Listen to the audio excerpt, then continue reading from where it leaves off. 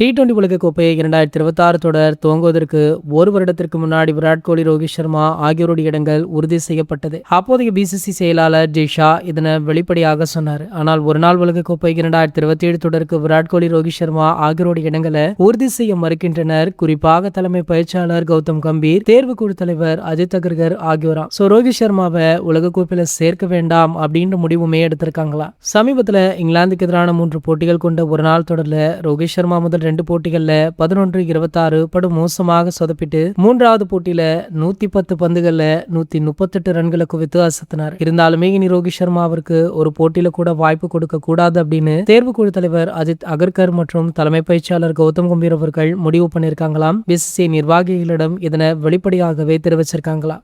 இதற்கு ரோஹித் சர்மாவிடமிருந்து தரமான பதிலடி வெளியாக இருக்கு. அதாவது ஒரு வரியில பதில் அளிச்சிருக்காரு. நானாக ஓய்வு பெற முடியாது, முடிந்தால் நீங்களே என் அணியிலிருந்து புறக்கணியுங்கள் அப்படின்னு அதிரடியாக தெரிவிச்சிருக்காரு. ரோஹித் சர்மாவுடைய இந்த கருத்திற்கு பல ஆதரவுகளுமே குவிஞ்சிட்டு இருக்கு. ஆகையால அடுத்தடுத்து நடக்க உள்ள ஓடிய போட்டிகள்ல ரோஹித் சர்மா அவர்கள் அணியில இடம்பெறுவாரா இல்லையா அப்படின்றதே ஒரு மிகப்பெரிய கேள்விக்குறியாகவுமே இருந்துட்டு இருக்கு. வெயிட் பண்ணி பார்க்கலாம் என்ன நடக்குது அப்படின்றது. உங்களுடைய விருப்பம் என்ன அப்படின்றத கீழே உள்ள கமெண்ட் செக்ஷன்ல கமெண்ட் பண்ணிட்டு நம்மளுடைய சேனலை மறக்காம சப்ஸ்கிரைப் பண்ணிக்கோங்க.